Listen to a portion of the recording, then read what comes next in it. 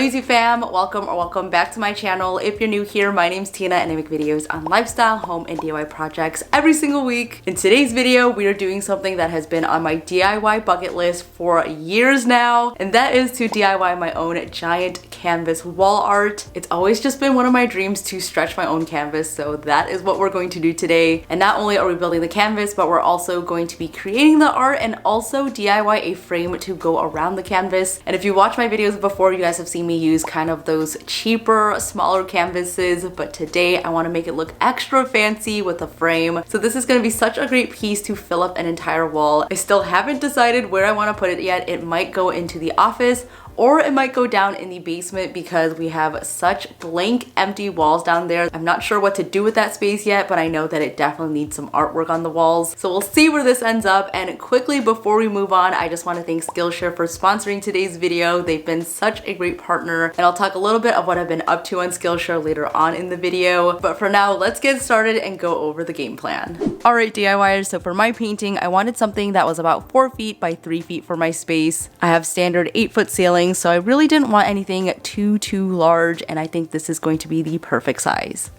And after looking online, I found that simple framed canvas prints go for hundreds of dollars, especially after seeing some from Minted that I've been eyeing. These were about $518 for a framed canvas piece. And although I don't doubt the quality of these, I know that we can definitely make this for much cheaper by DIYing it. And what's even better is that I can customize it with the colors that I want and also to design it myself.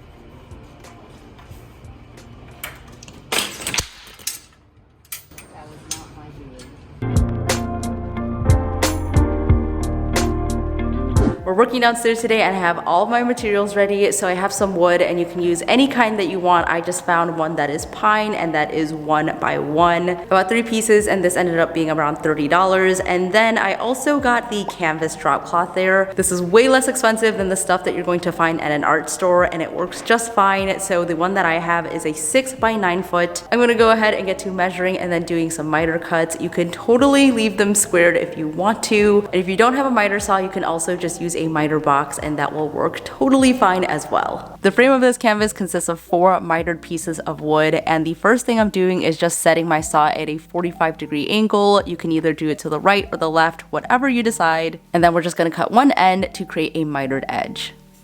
From there, I'm going to use the top or the longer side of that mitered edge to measure out the length. I find this to be the easiest way just to get the correct measurements, and in my case, this canvas is going to be 4 feet, so I'm just marking that off. One thing that really helps me is just to draw the angle in which the cut should go. This way I can make sure that everything is cut correctly and I don't waste any wood. And once I place it back on the saw, I can see exactly which direction it should go.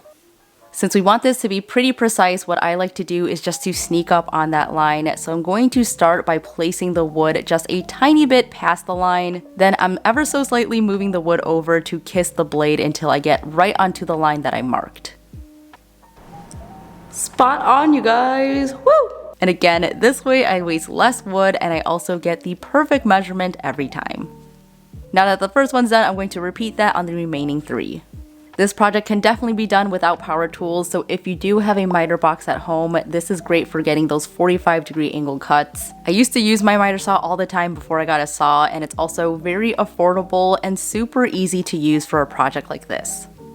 With some of that leftover wood, I'm actually going to make these little supports, and these are 8.5 inches, so I just need 4 of these, and these are gonna go right into the corners.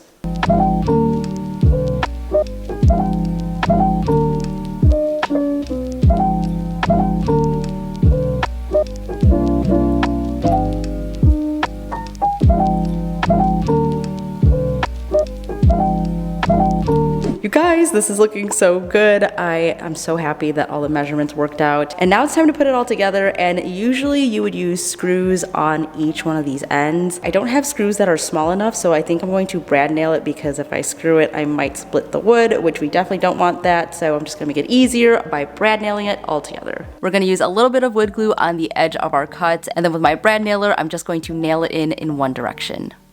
And again, you guys, I totally would suggest using screws if you're building with larger pieces of wood. I tried to screw this together at first, but since the screws I had on hand were pretty large, the wood did split even with a pilot hole. But since this wood is not very heavy duty, these are just under an inch wide, these nails are just going to do the trick. Once you get to the supports, they should fit in nice and snug, and I'm going to repeat that process of wood gluing and nailing.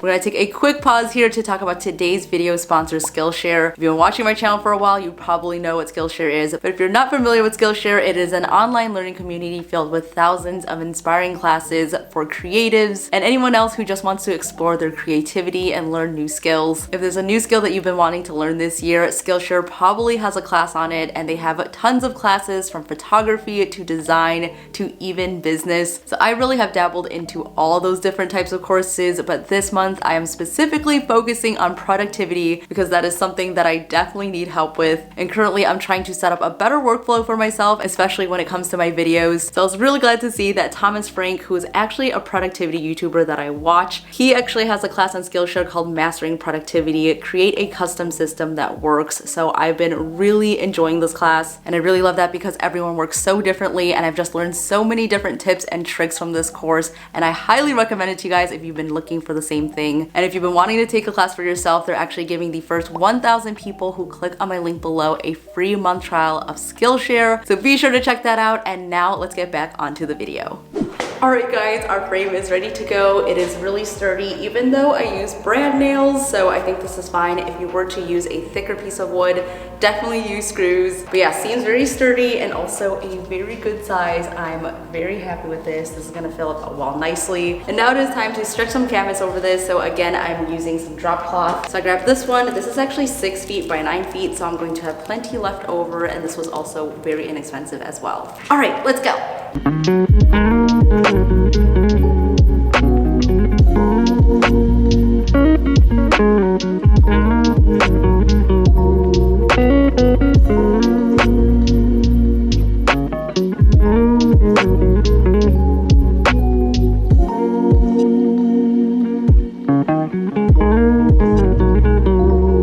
So I decided to give our canvas a little bit of an ironing to get some of those larger wrinkles out. This is totally optional because once we stretch it, it is going to get rid of a lot of those and it will lay really flat.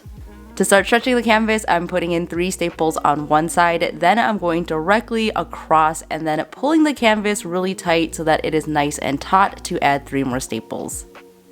And while doing this, you want the canvas to lay flat and have enough tension, but you definitely don't want to overstretch it. And you'll see that I'm working in little sections at a time, and every time I move on one side, I'm going to move directly onto the opposite and then staple that.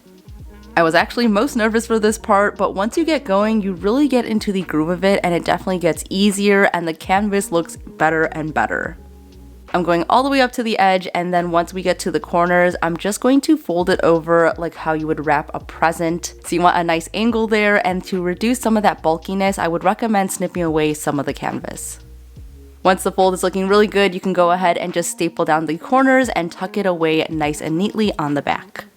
I watched several tutorials on how to build a canvas, and everyone has a little bit of a different technique, but after doing it myself, I found it to be a lot easier than it looks. So if you guys want to see the other techniques and other videos, I will have those linked down below for you as well.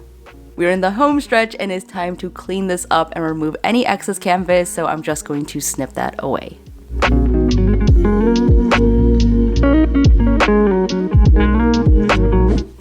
I can't believe that we made this. It looks so good, and this honestly is pretty large already. We could totally make it even larger. I was this close to just leaving it this natural canvas color because I really love all the different speckles and colors going on in here. But I think I'll do that for a different project. For now, we're gonna gesso this so that it is ready to be prepped for painting. There are a lot of little fuzzies and things, so I'm just gonna use a lint roller to get them off. Not sure if this is a technical thing to do, but I think it'll work.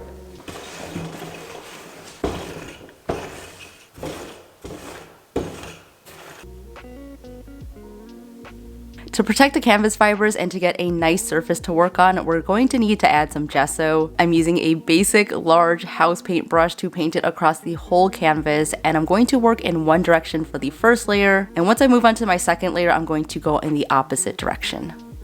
If any of you are wondering what gesso actually is, it's basically a mixture of paint, chalk, and binders. It's going to prime the canvas to allow it to accept paint. Without it, our paint is just going to seep right through the weaves of the canvas, which is definitely something that you don't want. So this step is crucial, and I also found that if you have any small creases or wrinkles in that canvas from stretching it, the gesso is going to help cover a lot of that.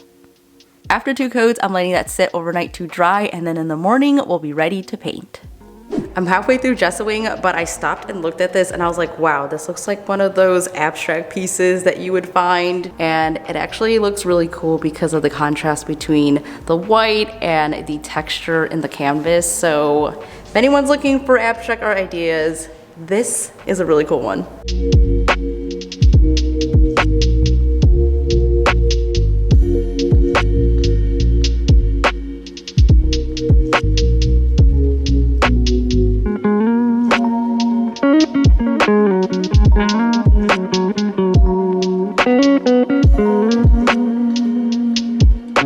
Okay, it is the next day. Let's check on the canvas. It's looking so good. I'm also very proud of myself for these corners. I think they look pretty great. I'm actually going to take this upstairs so we can get to painting, because I just feel better when I'm upstairs versus being in the basement. And I'll show you guys what I'm planning to paint. When it came to the background, I wanted a very neutral, warm tone color, so I'm watering it down for a softer look. And I'm also using a big old house paintbrush again to get lots and lots of texture, and also allowing the texture from the gesso to peek through underneath. All of the paints that I'm using in this piece are going to be watered down, and I think it gives it a beautiful watercolor-like quality. I had a loose idea of what I wanted to do, but I for sure wanted something that looked very organic, so this is a great way to achieve that. My idea was to kind of make it look like a mountain range, but still look very abstract, so you're going to see lots of wavy lines and swooshes, and just putting that paint onto the canvas until it feels right. Whenever I do an abstract piece, I like to let the paintbrush do the work. And one tip that I have for you guys to create looser lines is to hold the paintbrush further back. This way your hand has less control and allows you to create more organic shapes.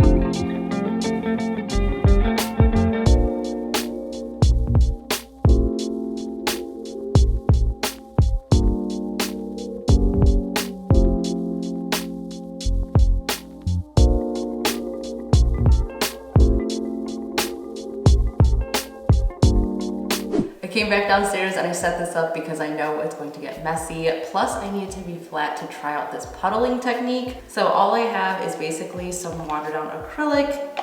I just got some on the canvas, but that's okay. And then I'm just gonna pour it and then spread it out.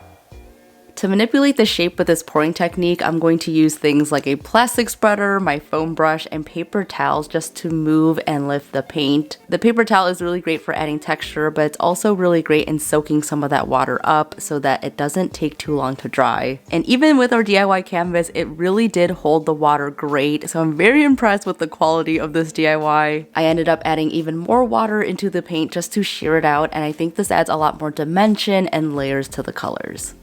This process is really organic and you won't know exactly what you'll get until it dries, but I can already tell that this is looking really good and I was really excited that my vision was actually coming to life. In between each color and layer, I made sure to wait until it was dry before moving on, otherwise the colors will start to bleed into each other, which is definitely something that you don't want. And speaking of things that we don't want, I decided I didn't like that little paint drip anymore, so to make sure that it wouldn't peek through underneath the next layer, I just covered it up with gesso before moving on. I mostly went with a neutral color palette with a pop of that yellow and also some green to add some brightness to it. And even though this is an abstract piece and there are no rules to this, one thing that I did keep in mind was balance. So if there's a darker color in one area, I made sure to use a lighter color to contrast that. And the same thing goes for textures, so I created some larger brush strokes and I paired it with these softer cloudy colors, and this is really going to help pull the whole painting together. This whole process was super organic, so I really was just letting the paint do its work, letting it flow off of the canvas, and just moving it around until it looked good to me. I find that this whole process is just super therapeutic, and I would 100% recommend for you guys to try it out. It is just so rewarding to create something beautiful for your own home, and I just love how you can completely create something so unique and personal to you.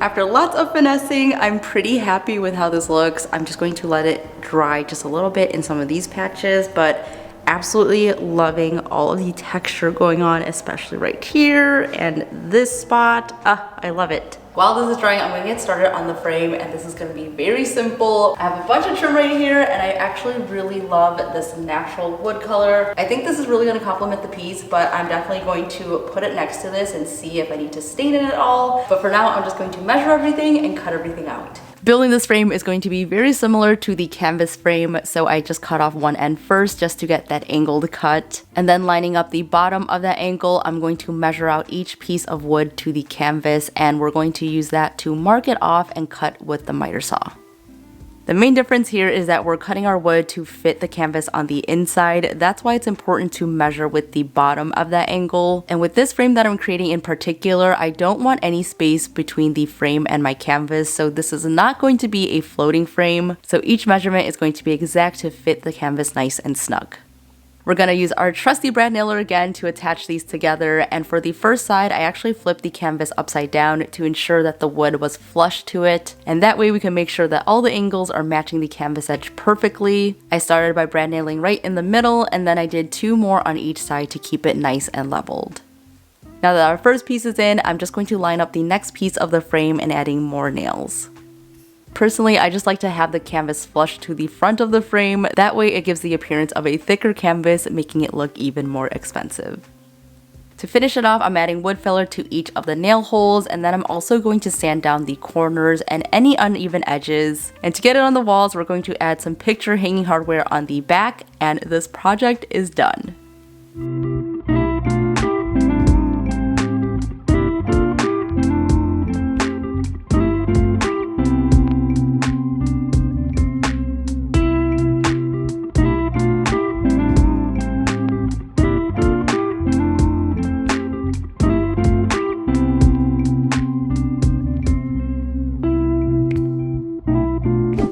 Does not want to cooperate with me. The project is done. It honestly has been one of the most rewarding projects that I've done. And I'm really proud of myself because I genuinely really love the end result. Usually I am one to be pretty critical about my own artwork, but this one was so much fun. I love the whole process of it. And now I'm gonna go hang it up and show you guys the finished result. I cannot believe I actually made this entire project from scratch. I think it looks so good. And the total that I spent for this project was only $70.10 before tax, which is amazing. This is a heck of a lot cheaper than the $500 pieces that we were seeing online for the same size. I'm just over the moon with how this project came together, and I hope it inspires you to create one of your own as well.